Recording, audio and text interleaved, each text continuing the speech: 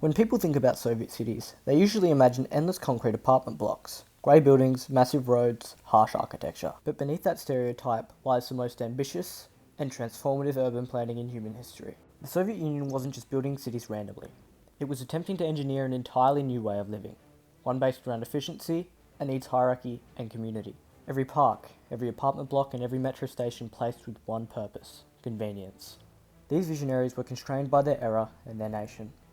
But as living costs rise faster than ever, today I will give you a brief overview and introspective into Soviet city planning.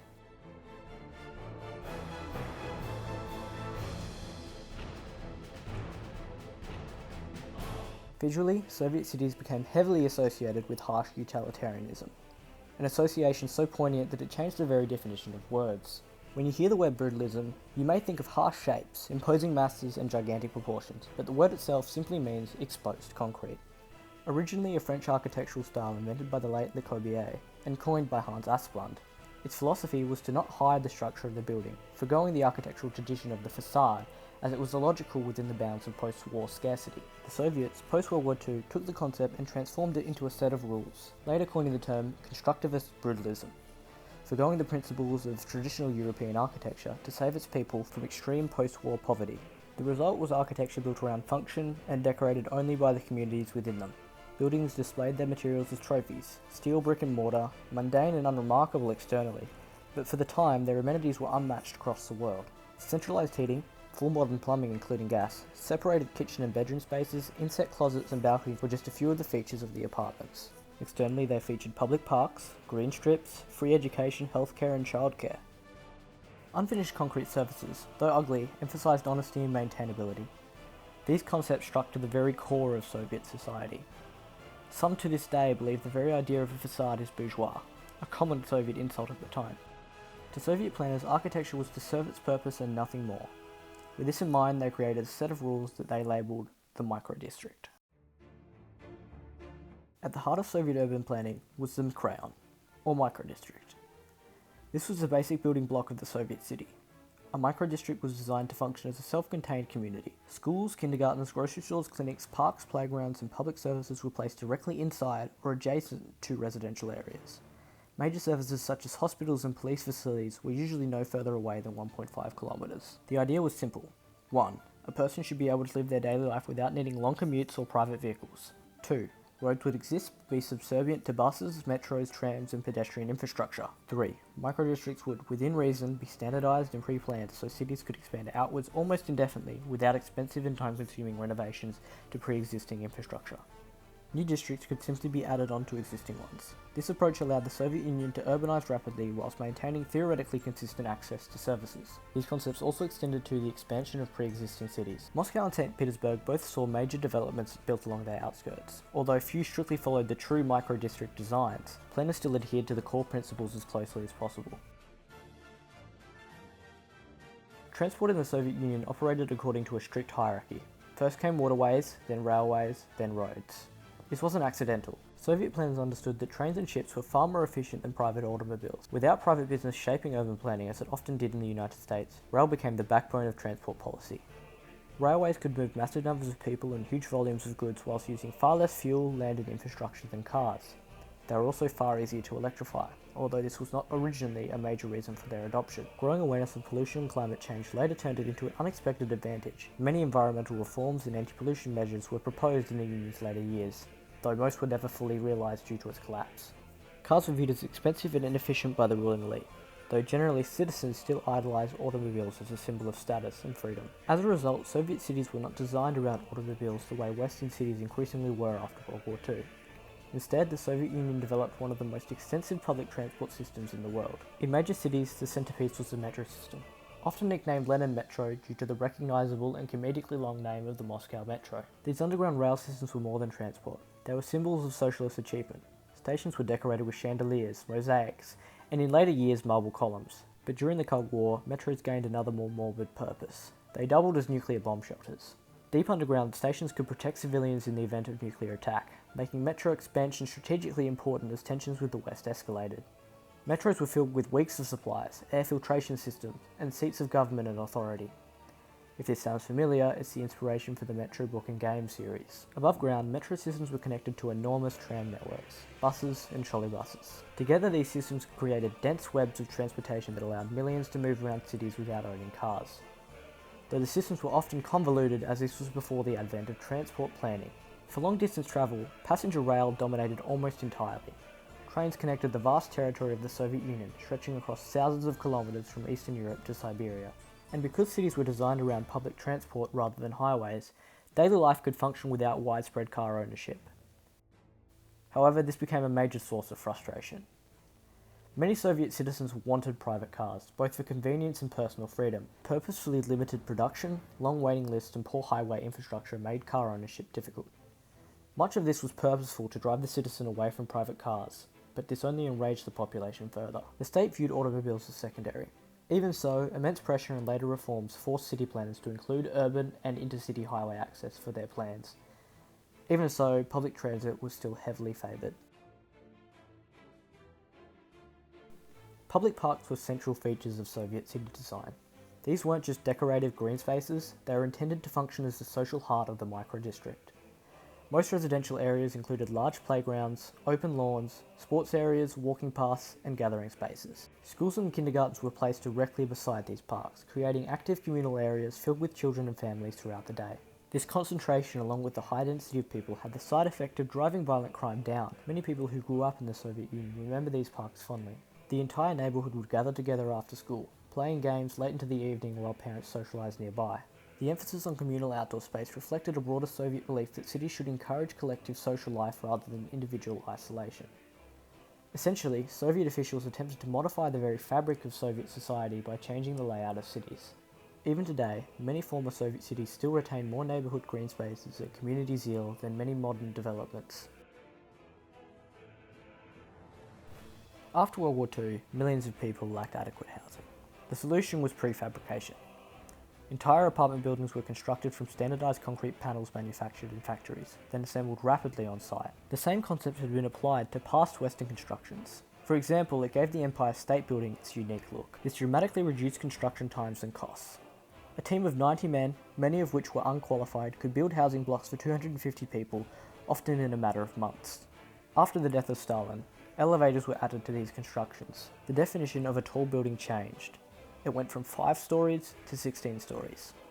We now enter the era of Soviet gigantism. 16-floored apartment blocks, massive oil refineries, factories that covered the area of entire western towns. However, as the size of these buildings increased, the apartment sizes did not follow suit. Soviet planners argued that quality of life depended less on apartment size and more on access to public services, transport, parks, education and healthcare. They had a point, but they had already reached that point, and people demanded more living space within apartments. Whilst no physical limitations existed, the architects held firm. As years dragged on, resentment grew towards the engineers who designed the apartments. The West had far surpassed them in apartment size, and while Soviet officials scrambled to justify the apartment size, comparing it to Western social housing programs, the propaganda was thinly veiled. Australia was built around a different philosophy, the Western one. For decades, Australia's cities have expanded outwards endlessly, low-density suburbs stretching further and further from the urban core.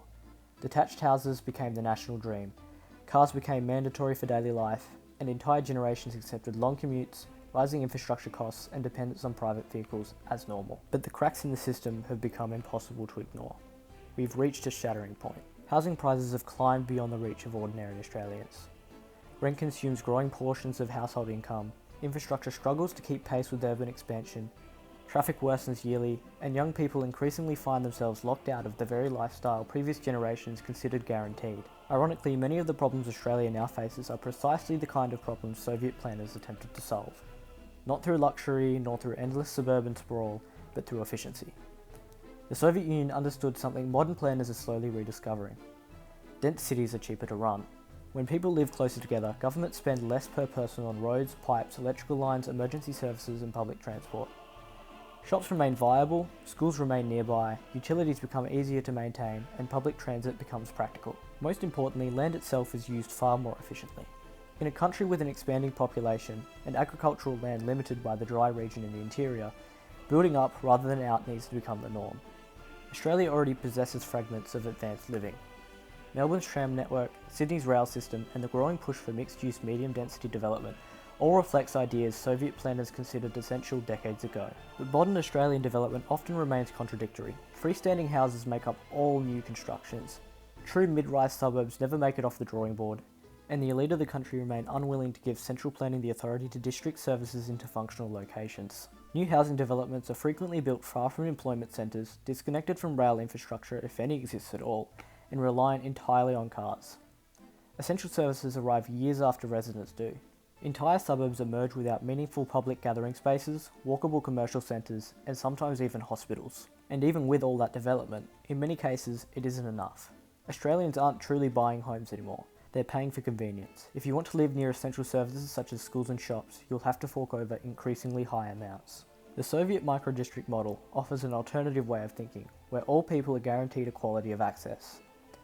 Not a blueprint to copy directly, but a reminder that housing works best when it is designed as a part of a complete system, not shoehorned onto another entirely underserviced suburb. The idea of mid-rise apartments alone does not solve the housing crisis.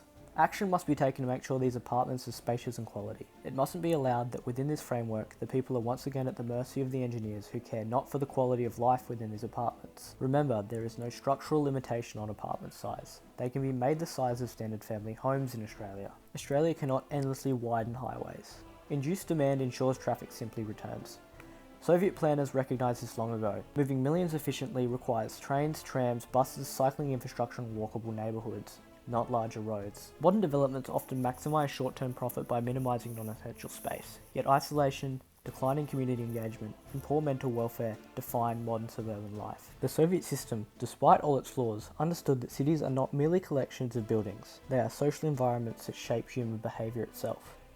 Engineers should not only understand how to most efficiently pack in people, but how to engineer environments that make it a joy to live life. Of course, Soviet planning was far from perfect.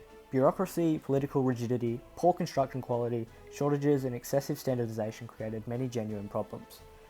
Many citizens deeply resented aspects of the system, particularly its limitations on personal choice and living space. But dismissing the entire experiment because of a few policy failures is intellectually dangerous. In only a few decades, the Soviet Union transformed millions of peasants into millions of urban residents. They housed enormous populations and constructed transport systems that post-Soviet cities still rely upon today. And as Australia faces rising housing costs, worsening congestion, and increasingly unsustainable suburban expansion, the question becomes difficult to avoid. Perhaps the future of affordable cities does not lie in building outward forever. Perhaps it lies in rediscovering the idea that cities should be designed primarily for people, not for stockholder speculation, cars, or endless consumption. The Soviet Union is gone. Its banners have faded, its statues weathered by rain and time, but perhaps some of its ideas were not failures of imagination, only seeds scattered onto frozen ground too early to take root. In condemning the brutality of the regime, the world also buried many of the questions it dared to ask. Entire avenues of thought, in politics, engineering, urban planning and social design, were discarded alongside the ruins, not because every idea had failed, but because history judged them by the sins of the state that carried them. Yet history is rarely clean. The world is not divided into saints and monsters, triumphs and failures, black and white. The truth lives somewhere deeper, submerged beneath ideology, fear and memory, waiting in the cold grey swamp between absolutes. To reject an idea solely because of the flag it once flew under is to surrender thought itself. It has become trapped within the same rigid certainty that hollowed out the Soviet experiment from within, and which now quietly erode the societies that claimed victory over it. Perhaps wisdom is not found in worshipping the past, nor in burying it, but in having the courage to sift through its ashes with open hands. And so you've reached the end of the video. And whilst I hate asking because it ruins the quality of the videos that I work really hard to make, like, subscribe, and leave a comment about something you want me to research next. Or really anything, really, because if you don't comment, no one will ever see it. The algorithm does not like these kind of videos because it's not long enough to be educational and it's not short enough to be a short. No matter what side of the political spectrum you sit on, the collapse of the Soviet Union was one of the greatest humanitarian tragedies of the 20th century. Not only due to the fact that their side of politics is no longer being explored, but due to the immense human suffering that was caused by the collapse. As of right now, I have no other videos for you to watch, but when I do, they'll be right there.